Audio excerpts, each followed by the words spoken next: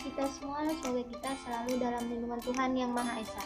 Pada kesempatan kali ini, kami dari perwakilan kelompok 11 akan menyampaikan atau memaparkan materi yang berjudul kata dan makna kata. Pertama, di sini ada pengertian kata. Kata atau ayat adalah suatu unit dari suatu bahasa yang mengandung arti dan makna. Terdiri dari satu atau lebih morfem. Umumnya, kata terdiri dari satu akar kata tanpa atau dengan beberapa afiks.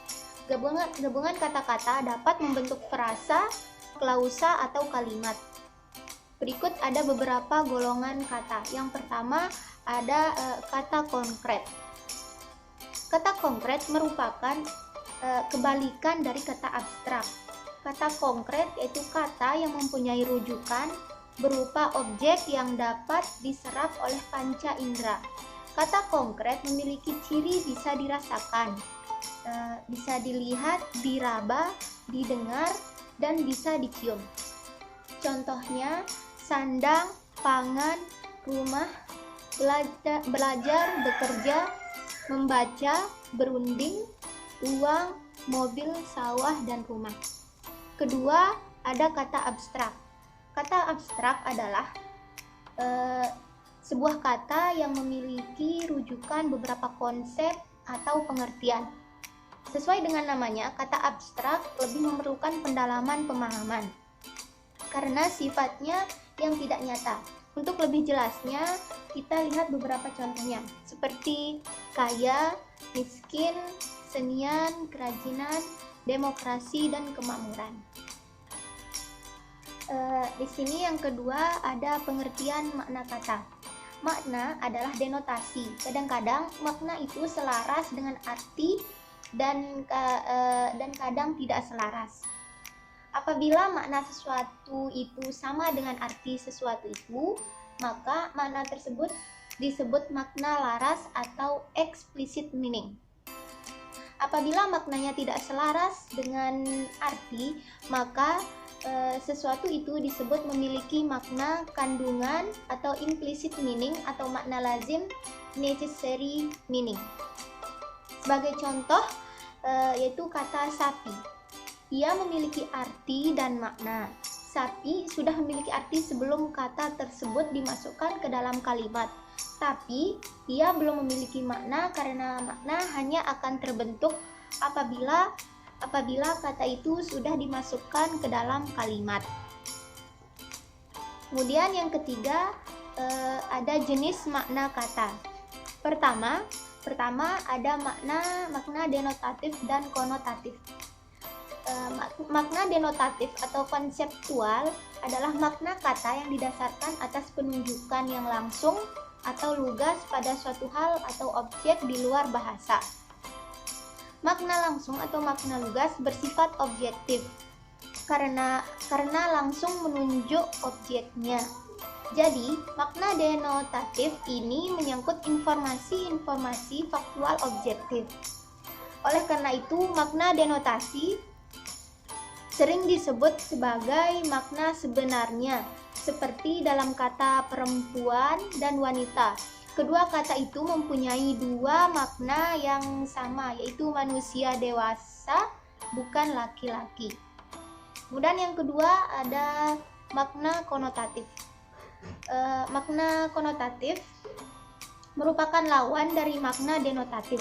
Jika makna denotatif mencakup arti kata yang sebenarnya, maka makna konotatif sebaliknya, yang juga disebut sebagai makna kiasan. Lebih lanjut, makna konotasi dapat dijabarkan sebagai makna yang diberikan pada kata atau kelompok kata sebagai perbandingan agar apa yang dimaksudkan menjadi jelas dan menarik. Seperti dalam kalimat rumah itu dilalap si jago merah. Kata si jago merah dalam kalimat tersebut bukanlah arti yang sebenarnya, melainkan kata kiasan yang bermakna kebakaran. Makna konotatif dapat juga berubah dari waktu ke waktu. Misalnya kata ceramah Dulu kata ini berkonotasi negatif karena berarti cerewet. Tetapi sekarang konotasinya positif. Kemudian yang ketiga ada makna asosiatif. Makna asosiatif adalah makna yang dimiliki sebuah leksem atau kata berkenaan dengan adanya hubungan kata itu dengan sesuatu yang berada di luar bahasa. Misalnya, kata melati berasosiasi dengan sesuatu yang suci atau kesucian. Aduh, perkenalkan, nama saya Hesti Yumastuti dari kelompok 11. Di sini saya akan menjelaskan mengenai relasi makna kata. Relasi makna kata terdiri dari satu sinonim. Secara etimologi, kata sinonimi berasal dari bahasa Yunani kuno, yaitu onoma yang berarti nama dan syn yang berarti dengan. Maka secara harfiah, kata sinonim berarti nama lain untuk benda atau hal yang sama.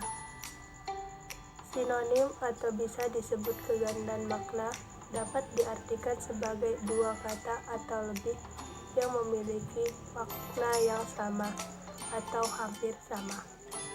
Dikatakan hampir sama karena meskipun dua kata tersebut sama, kata tersebut tidak dapat atau kurang tepat bila menggantikan kata yang lain dalam sebuah kalimat. Contohnya, tikus itu mati diterkam kucing, tikus itu meninggal diterkam. Dalam dua kalimat di atas, kita dapat menemukan dua kata yang bersinonim, yaitu mati dan meninggal. Namun, kata meninggal pada kalimat kedua tidak dapat menggantikan kata mati pada kalimat pertama. Hal ini karena kata mati dapat digunakan pada semua makhluk hidup seperti manusia, hewan, dan tumbuh-tumbuhan. Sedangkan kata meninggal hanya digunakan pada manusia. 2. Antonim. Kata antonimi berasal dari kata Yunani kuno, yaitu onoma yang berarti nama dan anti yang berarti melawan. Maka secara harfiah, kata antonim berarti nama lain untuk benda lain pula. Kata antonim atau sering disebut lawan kata dapat diartikan sebagai dua kata yang memiliki makna yang berlawanan atau bertentangan. Misalnya hidup, mati, diam, gerak, dan sebagainya. 3. Homonim. Kata homonimi berasal dari bahasa Yunani kuno, onoma yang berarti nama, dan homo yang artinya sama. Secara harfiah, homonimi dapat diartikan sebagai nama sama untuk benda atau hal lain. Homonim adalah dua kata atau lebih yang memiliki ejaan dan lafal yang sama, namun memiliki makna yang berbeda. Misalnya, kata bisa dapat diartikan dua makna, yakni bisa yang berarti dapat dan bisa yang berarti rajin. 4. Homopon. Homo berarti sama, pon berarti berbunyi. Adalah dua kata atau lebih yang memiliki lafal yang sama walaupun ejaan dan maknanya berbeda. Misalnya kata bang dan bang. 5. Homograf. Homo berarti sama, grafi berarti tulisan. Adalah dua kata atau lebih yang memiliki ejaan yang sama namun memiliki lafal dan makna yang berbeda.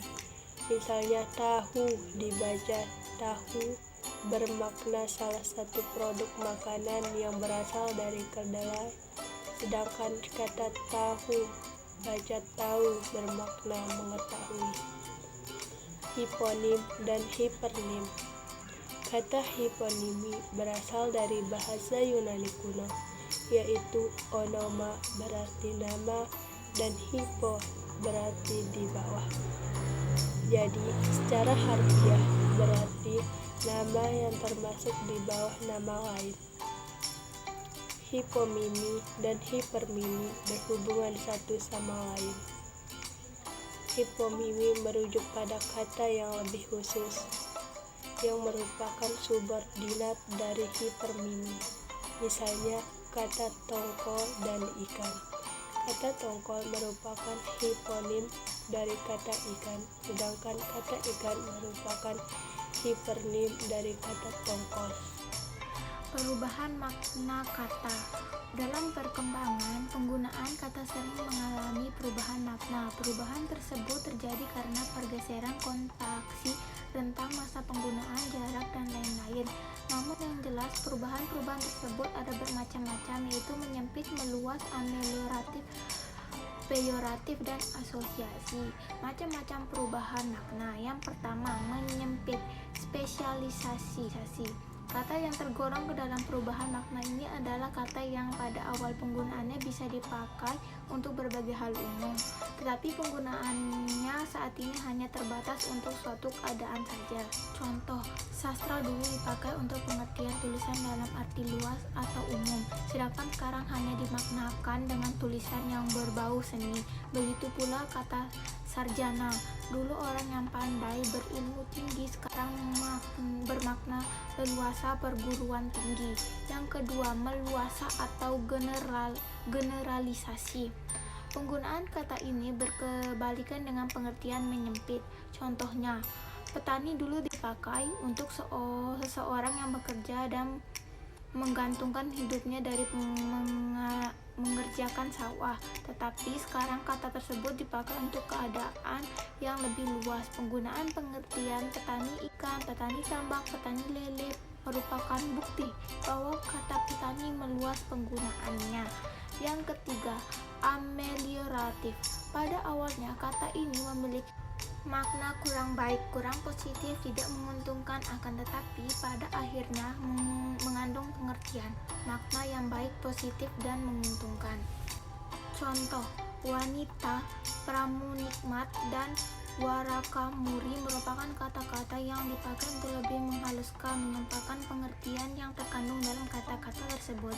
Yang keempat, peyoratif. Makna kata sekarang mengalami penurunan nilai rasa kata daripada makna kata pada awal pemakaiannya.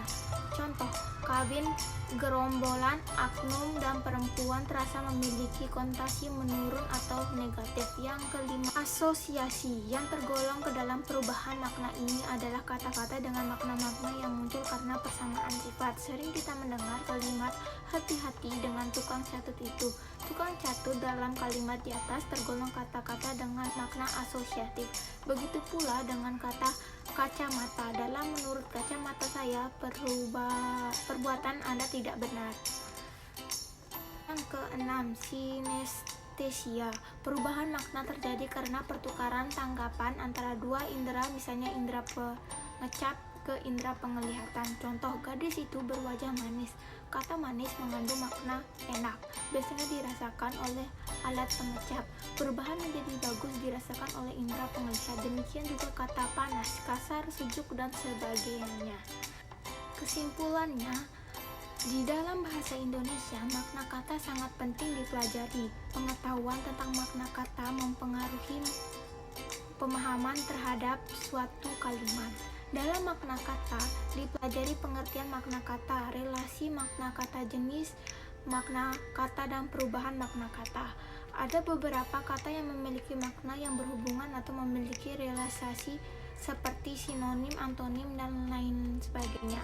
Ada pula satu kata yang makna duluannya berbeda dari makna sekarang, seperti spesialisasi, ameliorasi, dan lain sebagainya. Sekian dari kelompok kami. Terima kasih. Assalamualaikum warahmatullahi wabarakatuh. Selamat pagi.